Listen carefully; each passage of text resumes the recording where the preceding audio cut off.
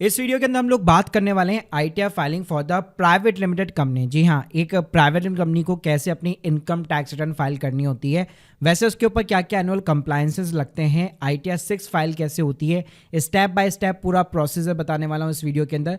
तो प्लीज पूरा वीडियो जरूर देखिएगा। स्टार्ट करने से पहले बताना चाहूंगा आईटीआर 6 बहुत ही एक नॉर्मल प्रोसीजर नहीं है। यहाँ पे आपको एक प्रोफेशनल एक्सपर्ट की हमेशा रिक्वायरमेंट रहेगी। तो अगर आप हमसे सर्विस लेना चाहते हैं बहुत ही अफोर्डेबल कॉस्ट के ऊपर, link in the description box. पहले बात करते हैं कि एक कंपनी के ऊपर क्या क्या कंप्लायंसेस होते हैं, क्या क्या मेजर कंप्लायंसेस होते हैं। तो देखिए, पहला कंप्लायंस सिंपली DIR 3 KYC रहता है। जो भी डायरेक्टर्स है जिनके पास में भी DIN नंबर है, उनको हर साल जो है ये फॉर्म फाइल करना पड़ता है। अभी अगर मैं फाइनेंशियल ईयर 23-24 की बात करूँ तो 30 सितंबर 2024 उसकी लास्ट डेट है। अगर इस ड्यू डेट तक आप फाइल नहीं करते तो 5,000 की पेनल्टी और आपका DIN नंबर भी डीएक्टिवेट हो सकता है। इसके अलावा आपका जो भी ऑडिटर है उसको अपॉइंट करना या एग्जिस्टिंग ऑडिटर का इंटीमेशन देना, आपको एमसी के डिपार्टमेंट को इंटीमेशन देना पड़ता है। तो यहाँ पे आपको ADT 1 फॉर्म फाइल करना पड़ता है और AGM भी रखनी पड़ती है with in the 6 month of the ending of the financial year.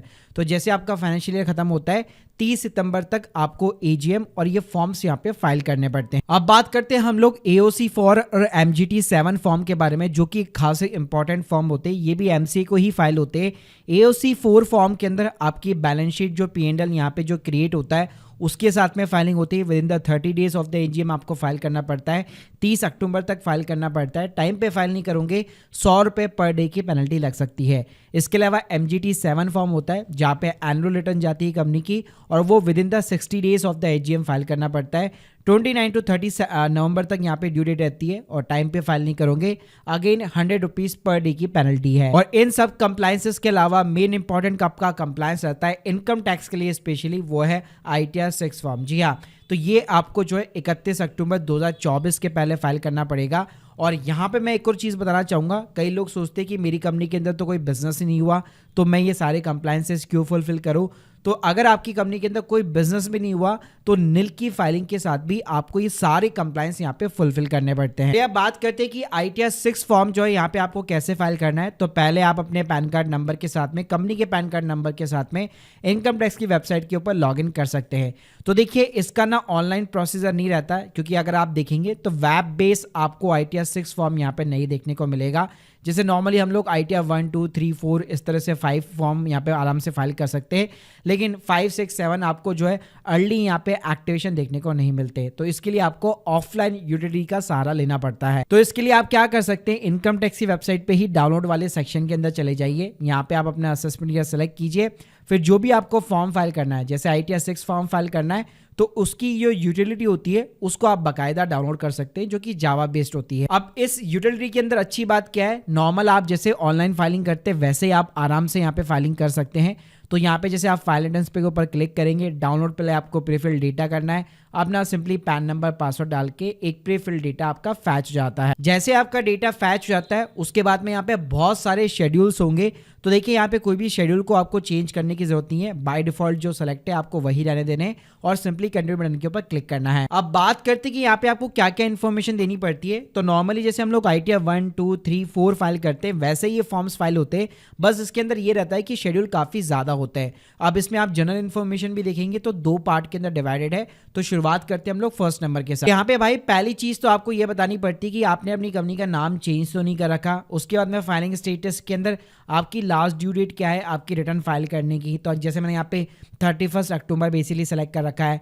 उसके बाद में अगर आप नीचे जाओगे तो यहाँ पे बहुत सारे क्वेश्चन पूछेगा, तो आपको सभी क्वेश्चंस के यहाँ पे पढ़ करके जवाब देने हैं।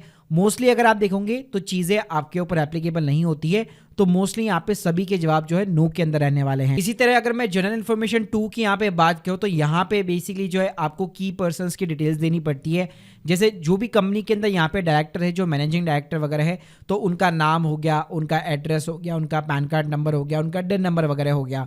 इसके अलावा जितने भी शेयर होल्डिंग इन्फॉर्मेशन है, उनका परसेंटेज वगैरह क्या है, उनका DIN नंबर क्या है, पैन नंबर, आधार नंबर, मतलब नॉर्मल सी डिटेल्स यहाँ पे आपको फिलअप करनी पड़ती है। इसके अलावा अगर आपकी कंपनी लिस्टेड है तो आपको यहाँ पे यस और नो के अंदर जवाब देना है, वरना यहाँ पे सिंपली अगर आपकी कंपनी अनलिस्टेड है तो आप इसको यस कर सकते हैं और ऊपर सभी के जवाब मोस्टली यहाँ पे नो के अंदर रहने वाले हैं। अब देखिए आगे के शेड्यूल में आपको बैलेंस शीट और P&L ये सारी चीजें भरनी पड़ती है। तो यहाँ पे क्या होता है, जब MCA को यहाँ पे डेटा जाता है तो आपने जो भी चार्टर्ड अकाउंटेंट यहाँ पे अपॉइंट वगैरह कर रखा होगा, जो भी आपका यहाँ पे अकाउंटेंट वगैरह होगा, वो बेसिकली आपके फाइनेंशियल स्टेटमेंट वगैरह क्रिएट करता है और उसकी एक स्टैट्यूटरी ऑडिट होती है। यहाँ पे बेसिकली CA उस पर साइन वगैरह करता है, सील वगैरह करता है।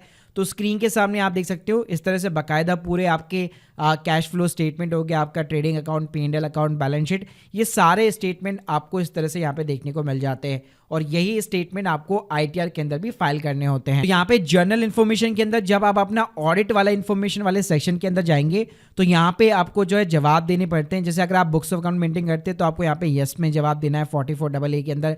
अगर आपके ऊपर टैक्स ऑडिट एप्लीकेबल है कि नहीं है तो उसके अकॉर्डिंग यहाँ पे आपको जवाब देना है। इसके अलावा बताना चाहूँगा टैक्स ऑडिट तो देखिए डिपेंड करता है कि आपका बिजनेस में टर्नओवर वगैरह कितना है, लेकिन अगर मैं स्टैट्यूटरी ऑडिट की बात करूँ तो कंपनीज एक्ट के अंदर वो कंपलसरी होती है। तो इस वाले कॉलम के अंदर आपको बाकायदा यहाँ पे मेंशन करना पड़ता है कि कंपनीज एक्ट के अंदर हम लोगों की यहाँ पे स्टैट्यूटरी ऑडिट हो रखी है, प्लस उसकी डेट क्या है जब आपने ऑडिट रिपोर्ट यहाँ पे प्रिपेयर की है, तो वो आपको डेट डालनी पड़ती है। बाकी गाइस जो डेटा होता है तो पहले जैसे आपका यहाँ पे नेचर ऑफ द बिजनेस आता है तो उसके अंदर आप सिंपली जो है अपना NIC कोड वगैरह जो है सेलेक्ट कर सकते हैं, अपने बिजनेस का नाम डाल सकते हैं। उसके बाद में भाई यहाँ पे सेम होता है जैसे हम लोग ITR 3 फाइल करते हैं। जैसे कि यहाँ पे पहले आपका जो है ट्रेडिंग वाला सेक्शन हो गया, ठीक है, तो आपका जो भी ट्रेडिंग अकाउंट है वहाँ से सिंपली आप डेटा कॉपी कर लीजिए। यहाँ पे रेवेन्यू ऑफ ऑपरेशन में आपकी टोटल सेल कितनी है पूरे फाइनेंशियल ईयर के अंदर वो आप इंसर्ट कर सकते हैं।